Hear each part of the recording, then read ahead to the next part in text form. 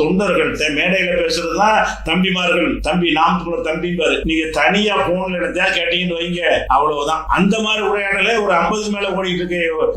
ஒரு தொண்டன் கேட்கறான், நீங்க ஒரு ஆளை போட்டுருக்கீங்க, யாருன்னு தெரியாது, ஜெயிக்க முடியாது, பாடுபட்ட ஒரு ஆளை போடுங்க, அதுக்கு என்ன பேசுறான்னு பாருங்க. இருக்கிற ஆளுக்கு வேலை செய்யுங்க, செய்யல வெளியேறி போயிட்டே. நீங்க யார சொல்ல, நாங்க களத்தில் நிக்கிறவங்களுக்கு கூட நீ என்னடா எனக்கு விதி விதிக்கிற? நீ என்ன நீங்களே இப்படி பேசுறேன் எப்படின்னா நான் தான் பேசுவேன். என்ன நீங்க என்ன நீங்க சொல்றத நான் கேட்கறதுக்கு நிக்கிறேன்னு நினைக்கிறேன். நீ களத்துல வேலை பாக்குறவங்களுக்கு மதிப்பு கிடையாது, கடைசியில் சூரட்டி ஒட்டி ஓட்டிட்டே இருக்கணும்.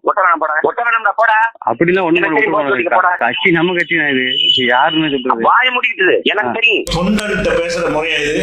அப்படி அப்ப உங்க கருத்தை சொல்லுப்பா, நம்ம பயிரும். நான் அடிமையா தான் இல்லை போடாங்க, இப்படி ஒருத்தன் இப்படி இருப்பீங்க, அதுக்கு அவன்கிட்ட வர்ணாசிரம அடிமையா இருந்து போயிடலாமே. அடிமையத்துல விடுபட்டு வரக்கூடியவனை இன்னொரு அடிமையா மாத்துறதுக்கா? எல்லா அடிமைக்கு தான் கேரி. நாம் தமிழ் இருக்கிற எந்த அடிமையா இருந்தாலும் சரி, அவனுக்காக தண்ணி குடிக்க பேசின ராஜீவ் காந்தியுடைய கதைலாம் என்னாச்சு? எந்த மாதிரியா அவனுக்கு இருக்காது. நீ பாட்டு அடிமை வேலை கரெக்டா செஞ்சுக்கிட்டு இருந்தேன்னு சொன்னா அதுல உன்னைய மதிக்கிற மாதிரி காட்டிக்கிறாங்க. ஒரு வார்த்தை போன்ல பேசிட்டா போதும், நாரி போயிருவான். பொது விவாதத்துல தொலைக்காட்சியில ஒரு தவறை சுட்டி காட்டி ஒருத்தர் பேசுறாருன்னு சொன்னா கூட வேணான்னு பேசுறாங்க. டிவில அத்தனை லட்சக்கணக்கான மக்கள் பாக்குற டிவில அந்த அருணன் ஒரு பெரிய மனுஷன், அவரெல்லாம் கண்ணியமா நாகரிகமா பேசுவாரு. அவருக்கே டென்ஷன், அவர் பாயிண்ட் தான் பேசுறாரு, அதுக்கு பாயிண்ட் பேசும்போது எப்படி பேசுறாங்க கூட வணங்குறோம். நீங்களா தத்துவம் பற்றி பேசுவாங்க, என்னை பார்த்து லூஸ் மாதிரி பேசுறாங்க.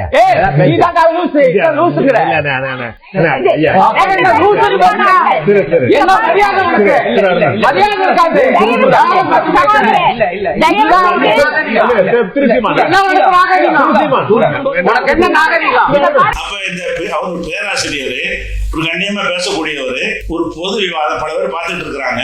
அப்ப இந்த நேரத்தில் ஒருத்தன் லூசு பேட்டு பேச முடியாது, அவன் யாரா இருப்பான்? எந்த ஒரு நாகரிகம் உள்ள ஒருத்தனாக நீங்க அவன் பேசுறது கோபப்படுறீங்க. நீங்க அதை விட ஒரு வார்த்தை கிடைக்கல, இல்லாட்டி அதை சொல்லி பேசலாம். அதுக்கு அந்த தரத்துக்கு உள்ள ஆள் தான் சீமா. கண்ணியமா பேசக்கூடிய எந்த தகுதி அந்த ஆள் கிடையாது, அது விளைவிக்கணும். அது அந்த விவாதத்திலேயே இன்னொரு பாயிண்ட் ஒண்ணு வரும். அந்த தேர்தலில் இந்த கம்யூனிஸ்ட் 3வது அணியா நின்றாங்க, அதையும் இந்த ஆள் பேசுவான் சீமா. எப்படி நான் 3வது அணி உன்னை விட நான் ஒரு ஓட்டு கம்மியாகும்னா கட்சியை தொலைக்காட்சியில நான் சொல்றேன், மக்கள் நல கூட்டணியை விட நான் அதிகப்படியான வாக்க வாங்கி காட்டி நிக்கலன்னா நான் கட்சியை கலைச்சிட்டு கம்யூனிஸ்ட்ல சேர்ந்துறேன். நல்லது, ஒரே பதிவு எழுதி வச்சுக்கிறீங்க,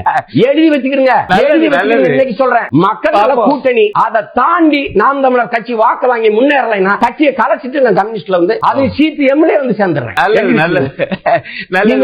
பின்னாடி வரீங்களா?